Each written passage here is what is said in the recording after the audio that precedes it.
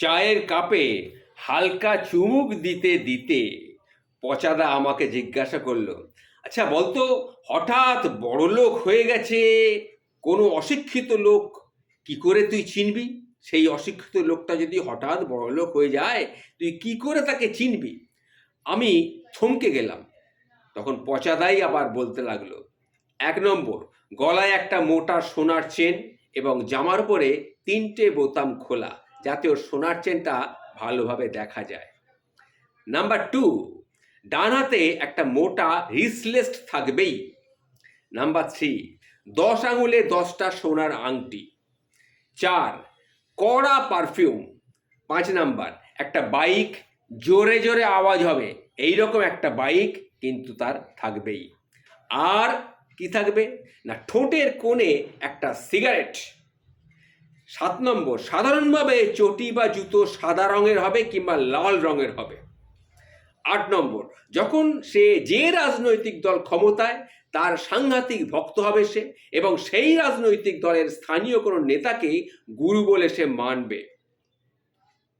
ঠিক এই সময় চায়ের দোকানের সামনে গুড্ডু তার বুলেট গাড়িটা এসে দাঁড়ালো।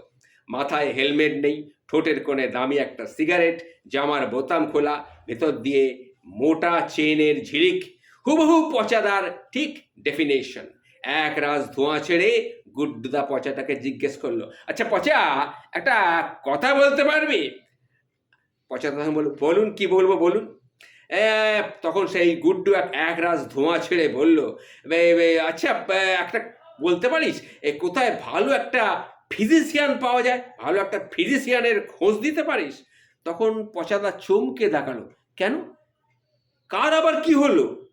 না মানে ছেলেটাকে একটু ফিজিক্সটা একটু দেখিয়ে দিত আর কি। ও আমার ছেলেটা বড্ড ফিজিক্সে কাঁচা, বুঝলি, পয়সাটা কোনো ফ্যাক্টর নয়, যা চাইবে আমি তাই দেবো। পচাদা চা খেতে খেতে বিষম খেয়ে লেগে গেল। নিজেকে সামলে নিয়ে পচাদা কোনো রকমে বলল, তোর ছেলে, তোমার ছেলে অঙ্কেতে কেমন? তখন সেই গুড্ডু সামলে নিয়ে আবার বলতে লাগলো, ভালো মোটামুটি, তবে সেরকম ভালো নয়। তখন পচাদা বলল, শোনো, আমার সামনে আমার জানাশোনা একজন আছে, আচ্ছা তোমার ছেলে অঙ্কেতে কেমন? অঙ্কেতে অঙ্কেতে মোটামুটি, তবে অঙ্ক ফিজিক্স দুটোই কিন্তু দেখাতে হবে।